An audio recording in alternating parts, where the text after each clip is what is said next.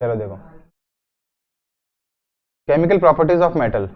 कल अपन ने physical property कर ली थी, आज क्या है, केमिकल प्रॉपर्टी। और केमिकल प्रॉपर्टी कहाँ से कहाँ तक है, 1 से 4 तक है ना, 3.2.1 से 3.2.4 तक। अपन ने इस बार वही ले लिए, एल्यूमिनियम 13, ये जो रोज तुमको लिखाता रहूंगा याद हो जाएंगे। आयरन Fe26, लेड कल 81 लिखाया था लेकिन वो 82 है, ये तो तुमको याद रहेगा क्योंकि ये 12, जिंक 30, सोडियम 11। आगे देखो भैया, व्हाट हैपन्स, हाँ 3.2.1 में क्या है, what happens when metals are burnt in air. तो metals are burnt in air का मतलब मेटल है अपने पास, कोई मेटल है, Mg है या फिर बाकी में सारे के सारे मेटल हैं, Na है, Mg है और एल्यूमिनियम है ना, और जिंक है, फेरस है। इन सबको बर्न्ट, बर्न्ट का मतलब क्या होता है, इन सब में प्लस ऑक्सीजन से रिएक्शन किया है, ऑक्सीजन की प्रेजेंस में गर्म किया है। एयर का मतलब भी क्या हो रहा है, ऑक्सीजन की प्रेजेंस में गर्म करना। ठीक है, तो एक एक्सरसाइज थी उसके अंदर अपन ने, मतलब फर्स्ट चैप्टर के अंदर अपन ने Mg को ऑक्सीजन की प्रेजेंस में गर्म किया था, तो वाइट डेजलिंग फ्लेम के साथ ये जल रहा था, वाइट डेजलिंग फ्लेम। तो और बना क्या था, MgO प्लस हीट, ठीक है ना, हीट एंड लाइट। और अगर इसको बैलेंस करेंगे तो यहाँ पे आ जाएगा 2Mg और 2Mg। अब ये अपन ने काम कर दिया यहाँ पे, ऑलमोस्ट यहाँ पे लिख लो, तो देखो almost all metals combine with oxygen to form metal oxide. क्या बनता है, मेटल ऑक्साइड। जैसे ये मेटल है Mg, इसको ऑक्सीजन की प्रेजेंस में किया तो क्या बन गया, MgO। ये मेटल है और ये ऑक्साइड है, तो इसको क्या बोलेंगे, मेटल ऑक्साइड। तो मेटल प्लस ऑक्सीजन क्या बन गया, मेटल ऑक्साइड। अब जो बाकी मेटल है, जैसे मान लो कोई तो नॉर्मल गर्म करने से ही काम हो जाएगा, किसी को ज्यादा गर्म करना पड़ता है, किसी को बहुत ज्यादा गर्म करना पड़ता है। जैसे कॉपर है, तो कॉपर से क्या बनेगा, कॉपर ऑक्साइड। एल्यूमिनियम से एल्यूमिनियम ऑक्साइड। अगर सोडियम हो तो सोडियम ऑक्साइड Na2O। बस ये पता होना चाहिए कि सोडियम ऑक्साइड का फॉर्मूला क्या बनेगा। सोडियम क्या होता है, +1, ऑक्सीजन क्या होता है 2-, 2 यहाँ पे आ गया, 1 यहाँ पे चला गया। ये तो अपन ने बहुत सारे किए पहले भी, क्या बनता है Na2O। वैसे ही Cu+2 और ये -2, तो CuO कट हो जाएंगे। Al+3 और ये -2, तो Al2 प्लस Al2O3, मतलब 2, ये 3 यहाँ पे चला जाएगा और 2 यहाँ पे आ जाएगा, एल्यूमिनियम ऑक्साइड। ठीक है, आगे देखो। अब चैप्टर 2 के अंदर अपन ने क्या किया था, जो भी ऑक्साइड है या फिर ये एल्यूमिनियम है, इसका अपन ने copper oxide react with hydrochloric acid, है ना, क्या है कॉपर ऑक्साइड, क्या है CuO, copper oxide reacts with hydrochloric acid HCl।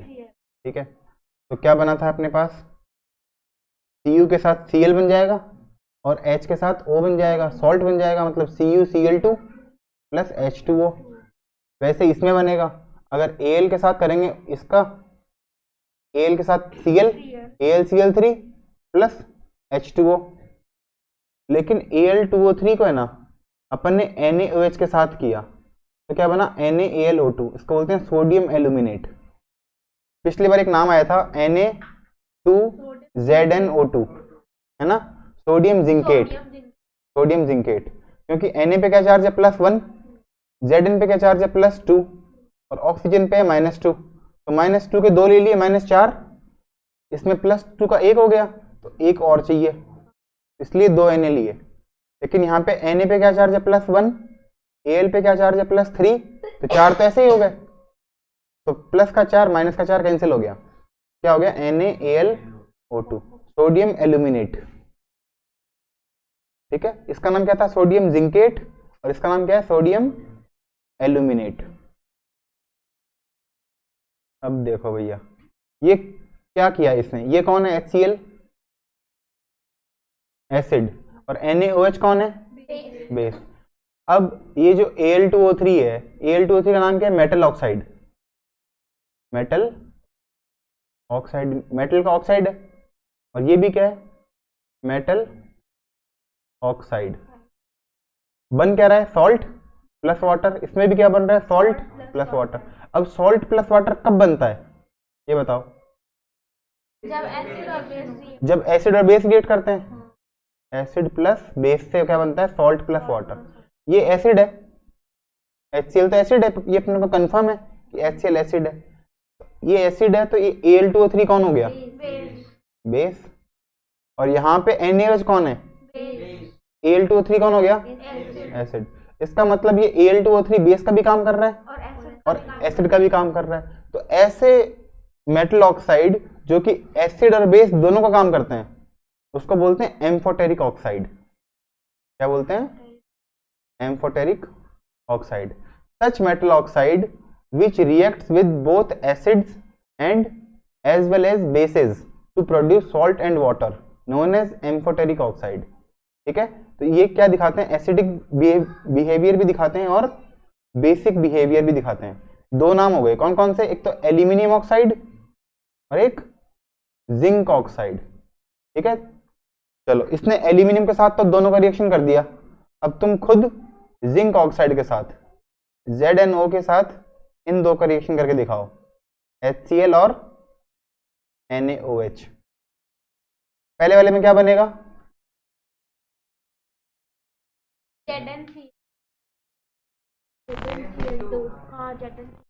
ZnCl के चक्कर में पूरा दिन खराब होता उस दिन, याद है ना? सेम गलती तो वापस नहीं करनी चाहिए थी तेरे को। ZnCl2 प्लस वाटर, और इसमें क्या बनेगा? Na और Zn देखते ही बताओ। Na2ZnO2, Na2Z, sodium zincate plus H2O। ठीक है, तो ये दोनों तुमको दे रखे हैं और ये दोनों तुमको लिखने हैं अलग से, खुद से बनाने आने चाहिए, मेन बात ये है। इसका नाम क्या है? सोडियम जिंकेट, और इसका नाम सोडियम एल्यूमिनेट। ये हो गया पहली चीज। अब आगे, most metal oxide are insoluble in water, लेकिन कुछ है जो कि डिजोल्व हो जाते हैं वाटर के अंदर। जनरली तो नहीं होते, लेकिन कुछ हो सकते हैं। कौन कौन से? जो ऊपर ऊपर वाले हैं ना, जैसे सोडियम है, पोटेशियम है, ये जो है पहला ग्रुप, पहला ग्रुप। तुमको ये बताया भी था जब मैंने पीरियोडिक टेबल बताया था, पहले ग्रुप को बोलते हैं एल्केलाई, और लास्ट के ग्रुप से सेकंड लास्ट ग्रुप क्या बोलते हैं? Halogen. Alkali and halogen react aggressively, halogen and alkali react aggressively. Alkali मतलब फर्स्ट ग्रुप, और 17 ग्रुप कौन होता है? हेलोजन। एल्केलाई का मतलब होता है बेस। Na2O, मेटल ऑक्साइड क्या होते हैं? बेसिक प्रॉपर्टी होती है, सबको पता है। मेटल ऑक्साइड की क्या प्रॉपर्टी होती है? बेसिक। ये मेटल ऑक्साइड की क्या प्रॉपर्टी है? बेसिक। और नॉन मेटल ऑक्साइड की क्या प्रॉपर्टी होती है? एसिडिक। जैसे SO2 एसिडिक है, CO2 है, NO2 है, ये सब क्या है? एसिडिक प्रॉपर्टी है, और ये दोनों बेसिक प्रॉपर्टी है। और कुछ मेटल ऑक्साइड ऐसे हैं जो कि एसिडिक प्रॉपर्टी भी रखते हैं और बेसिक प्रॉपर्टी भी रखते हैं, उनको बोलते हैं एम्फोटेरिक ऑक्साइड। ठीक है, एम्फोटेरिक ऑक्साइड। अब ये क्या बना रहे हैं? ये बोल रहे हैं एल्केलाई बनाते हैं। ये है ना इंपॉर्टेंट, अलग से है इसके अंदर। जैसे ये बेस है, और बेस के अंदर अपन ने थोड़ा सा पानी मिला दिया तो वापस क्या बन गया? बेस ही बन गया। Na2O plus water equal to, ना बेस ही बन रहा है। ये स्ट्रॉन्ग बेस है, ये भी स्ट्रॉन्ग बेस ही है ना? बेस ही बन रहा है। ये एक्वस बेस है, हो सकता है इसका वो क्या बोलते हैं कंसंट्रेशन कम है। NaOH स्ट्रॉन्ग बेस है, लेकिन अगर उसमें पानी ज़्यादा है तो उसकी बेसिसिटी कम हो जाती है ना। अगर पानी ज़्यादा होता है तो पानी कम होता है, अगर कंसंट्रेटेड है तो ये ज़्यादा pH का है, और जैसे जैसे पानी बढ़ता जाएगा वैसे वैसे pH कम होता जाएगा।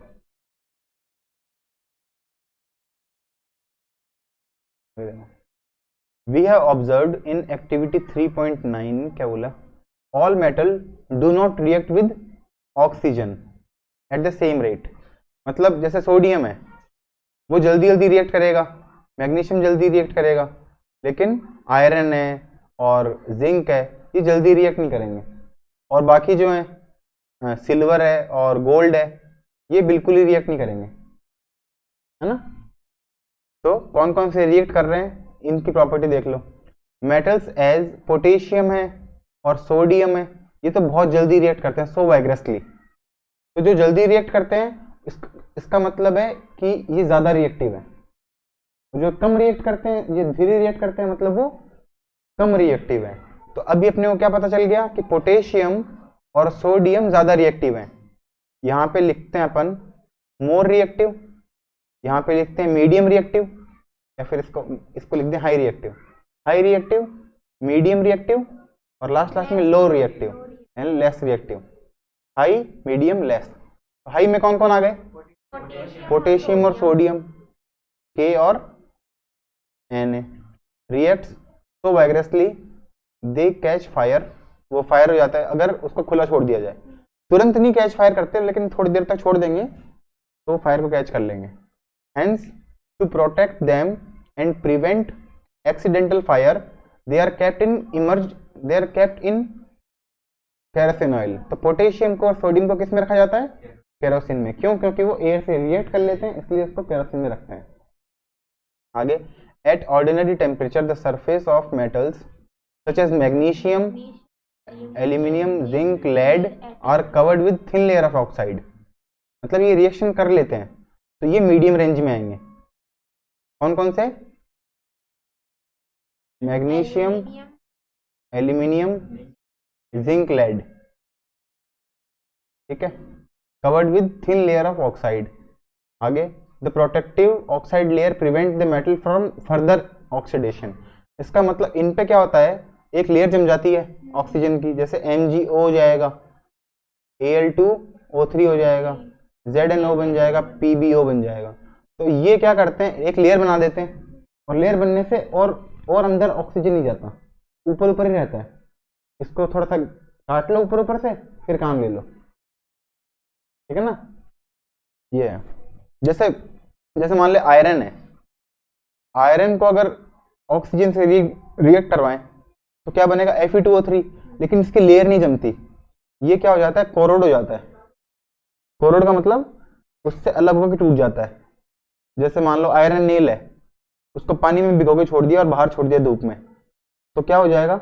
भूरी हो जाएगी, उसके ऊपर जंग लग जाएगी। तो जंग लगने का मतलब अगर उसको हाथ से लेंगे, हाथ लगाएंगे उसके, तो हाथ में आ जाएगी ना, वो ब्राउनिश हाथ में आ जाएगा। लेकिन अगर तुम जैसे कॉप उसके बर्तन आते हैं, एल्यूमिनियम के बर्तन आते हैं, उसको छोड़ दो तो कुछ नहीं होता ना, तो हाथ में नहीं आता। तो एल्यूमिनियम इन पे तो क्या हो जाती है? ऑक्साइड की लेयर जम जाती है और ये हो जाते हैं कोरोड, ये टूट जाते हैं। इनका तो कोरोजन हो जाता है, कोरोजन बोलते हैं इसको, ऑक्साइड लेयर से कोरोजन हो जाता है। लेकिन ये इनको बोलते हैं प्रोटेक्टिव लेयर जम जाती है इनके ऊपर। Protective oxide layer prevents the metal from further oxidation, ठीक है। तो कौन कौन से मेटल है जिनको ऑक्साइड लेयर प्रोटेक्ट करती है? Mg को, Al को, Zn, Pb, इनको प्रोटेक्टिव लेयर जम जाती है। Iron does not burn on heating but iron filings burn. Iron filings समझते हो क्या? मतलब आयरन के छोटे छोटे टुकड़े, बिल्कुल ऐसे बुरादा मान लो, बुरादा आयरन का, वो जल जाता है लेकिन आयरन नहीं जलता। When sprinkled on the flame, copper does not burn, but the hot metal is coated with black colored layer of copper to oxide, वही है। और सिल्वर और गोल्ड है वो do not react with oxygen। तो जो लास्ट वाले है ना, ये कॉपर है और सिल्वर है और गोल्ड है, ये सारे किस में आएंगे? बिल्कुल लास्ट में आएंगे, लेस रिएक्टिव में आएंगे। कॉपर भी लेस रिएक्टिव है और सिल्वर भी लेस रिएक्टिव है। आयरन बीच में से आएगा, आयरन इनमें आएगा। और लास्ट में क्या आया? Au, gold. गोल्ड का सिंबल क्या होता है? Au। गोल्ड का सिंबल याद रख लेना भाई, Au। सिल्वर का Ag, ठीक है। आगे देखो, एनोडाइजिंग, एनोडाइजिंग के ऊपर बहुत अच्छे तरह क्वेश्चन आते हैं भैया। एनोडाइजिंग इंपॉर्टेंट चीज है। Anodizing is a process of forming a thick oxide layer of aluminium. अभी जो 4 नाम बताए थे जिनके ऊपर ऑक्साइड लेयर जमती है ना, MgO, Al2O3, ZnO, PbO, इन पे ऑक्साइड लेयर जम रही है। लेकिन अगर एनोडाइजिंग होती है तो वो किसके बारे में होगी? एल्यूमिनियम। एल्यूमिनियम के ऊपर ऑक्साइड की थिक लेयर, वो तो थिन लेयर है, यहाँ पे ऑक्साइड की थिक लेयर जब फॉर्म होने को क्या बोलते हैं? एनोडाइजिंग। अगर एनोडाइजिंग पूछे, एक नंबर का सवाल आता है, एनोडाइजिंग क्या होता है? तो anodizing thick layer of aluminium, sorry thick layer of oxygen, thick oxide layer of aluminium, मतलब Al2O3 की थिक लेयर को फॉर्म होना कोई एनोडाइजिंग बोलते हैं। Aluminium develops a thin layer, thin oxide layer when exposed to air. Thin layer तो इसने बना दिया, कब? जब बाहर छोड़ दिया उसको, एल्यूमिनियम को अपन ने एयर में छोड़ दिया तो क्या बन गया? एक थिन ऑक्साइड लेयर तो बन गई। This aluminium oxide coat makes it resistant to further corrosion. Corrosion नहीं होता इसका, क्योंकि प्रोटेक्टिव लेयर बन जाती है इसके चारों तरफ। किसकी चारों तरफ? एल्यूमिनियम के चारों तरफ। और किसकी लेयर बन जाती है? Al2O3 की। The resistance can be improved, इस रेजिस्टेंस को अपन इंप्रूव कर सकते हैं एक बड़ी वॉल बना के, एक इस वॉल को बड़ा करके, Al2O3 की लेयर को थिक करके। कैसे करते हैं? Improved further by making the oxide layer thicker during anodizing. ये एनोडाइजिंग से होता है कि इस लेयर को थिक करते हैं। कैसे करते हैं? A clean aluminium article is made the anode and the electrolysed and is electrolysed with dilute sulphuric acid. तो देखो भाई, क्या ले लिया अपन ने? एक तरफ तो ले लिया एल्यूमिनियम और नीचे क्या ले लिया? Sulphuric acid. यह है H2SO4, नीचे ले लिया सल्फ्यूरिक एसिड। अब Al किसका बना है? एनोड का। एनोड का मतलब पॉजिटिव, तो पॉजिटिव पे कौन आएगा? नेगेटिव। H2SO4 में नेगेटिव कौन है? ऑक्सीजन। वैसे SO4 है, लेकिन अगर इलेक्ट्रोलाइसिस करेंगे तो कौन निकलेगा इसमें से? ऑक्सीजन निकलेगा। ऑक्सीजन आ जाएगा Al के ऊपर, तो किसकी लेयर जम जाएगी इसके ऊपर? Al2O3 की। द ऑक्सीजन गैस इवॉल्व्ड, है ना, एट द एनोड। क्यों? क्योंकि ऑक्सीजन गैस पे क्या चार्ज है? नेगेटिव। नेगेटिव किस पे आएगा? Positive pay. और वो एल्यूमिनियम से रिएक्ट करके इस लेयर को थिक कर देगा। कौन सी लेयर को? Al2O3 की लेयर को। This oxide layer can be dyed easily to give aluminium article attractive finish. मतलब बस ये है कि इसको डाई बना दो और ये अट्रैक्टिव फिनिश होता है इसका Al2O3 का। तो मेन चीज क्या है? एनोडाइजिंग को समझना। एनोडाइजिंग है ना, बड़े नंबर में भी आ सकता है, ज्यादा नंबर में भी। तो क्या किया अपन ने एनोडाइजिंग के अंदर? एक एल्यूमिनियम की कैथोड लिया, कैथोड का मतलब पॉजिटिव एल्यूमिनियम को लिया, और सॉल्यूशन किसका लिया? H2SO4 का। H2SO4 से कौन रिलीज हुआ? ऑक्सीजन। ऑक्सीजन पे चार्ज क्या है? नेगेटिव। नेगेटिव किसके पास आया? पॉजिटिव के पास। एल्यूमिनियम और ऑक्सीजन मिलकर क्या बन गया? Al2O3 की थिक लेयर। ठीक है, और वो थिक लेयर को ही बोलते हैं अपन एनोडाइजिंग। बस इतना करना है। आगे देखो, एनोड ही बोला ना? किसको कैथोड बोला? एल्यूमिनियम को। अच्छा, पहले तो एनोड बोला, इस बार गलत बोल दिया, सॉरी, माय मिस्टेक। अब मेरे दिमाग में तो कैथोड ही था, एनोड ही था। अरे वारे, मेरे दिमाग में तो एनोड ही था। After performing activity you must have observed sodium is most reactive metal, है ना? सोडियम और पोटेशियम है जो कि मोस्ट रिएक्टिव है। The reaction of magnesium is less vigorous. इसका मतलब मैग्नीशियम उसके नीचे आएगा। सबसे ऊपर कौन आया? Na, मैग्नीशियम, और हो सकता है यहाँ पे पोटेशियम भी कहीं पे आ जाए, पता नहीं। और but burning in oxygen does not help. अब ये क्या बोल रहा है कि अपन को ये पता चल गया कि ये दोनों ऊपर हैं, Mg नीचे है, लेकिन इनके अंदर पता नहीं चला कि कौन सा ऊपर आएगा कौन सा नीचे आएगा। जिंक, आयरन, कॉपर और लेड, ये बीच में से हैं। जिंक भी बीच में है, आयरन भी बीच में है, कॉपर भी बीच में है, लेड भी बीच में है, लेकिन इनका ये नहीं पता कि ये आप मतलब जिंक पहले आएगा या आयरन पहले आएगा या कॉपर पहले आएगा या लेड पहले आएगा। तो इनको करने के लिए अपन और एक्टिविटी करेंगे। ये तो पता चल गया, देखो ये फर्स्ट नंबर पे ऊपर ऊपर है, ये सेकंड नंबर पर है, ये थर्ड नंबर पर है, लेकिन फर्स्ट में 2 है, तो इन दोनों में ऊपर नीचे कौन है? थर्ड में 4 है, लेकिन इनमें ऊपर नीचे कौन है? ये करने के लिए अपन और वो करते हैं, एक्सरसाइज आगे करते हैं। अपन ने अभी 3.2.1 ही किया है, अब 3.2.2 पे आ गए। आज अपन इतना देखेंगे, टाइम मिलेगा तो और करेंगे। What happens when metal reacts with water. इससे पहले वाले में क्या किया था? एयर। अब क्या कर रहे हैं? Second number water. तो मेटल कौन सा ले लिया? ये सारे मेटल ले लेंगे नंबर से। और किससे करेंगे इसको? वाटर से करेंगे, स्टीम से भी करेंगे, कोल्ड वाटर से करेंगे, हॉट वाटर से करेंगे और स्टीम से करेंगे। देखो भैया,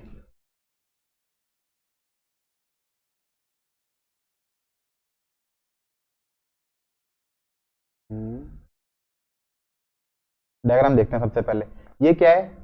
मेटल का सैंपल है। यहाँ पे glass wool soaked in water, ये वाटर है। यहाँ पे glass wool soaked in water जो भी है, ये बर्नर है, ठीक है, इससे इसको गर्म कर रहे हैं। और यहाँ पे जगह नहीं है, मतलब इसका रिएक्शन इससे होगा, कंपल्सरी हो गया यहाँ पे, ठीक है। और यहाँ पे पता चल गया कौन सी गैस आएगी। इसमें जगह है, मतलब थोड़ी सी जगह, खाली गैस निकलनी जितनी। और पता कैसे चलेगा कौन सी गैस आएगी? इसको फिर ट्राई करेंगे बाहर निकाल के, और अगर पॉप साउंड आता है तो हाइड्रोजन है, अगर बुझ जाती है तो CO2 है, और कोई स्मेल आती है गंदी सी तो SO2 है। कंजेंट स्मेल आती है उसके अंदर, किसमें?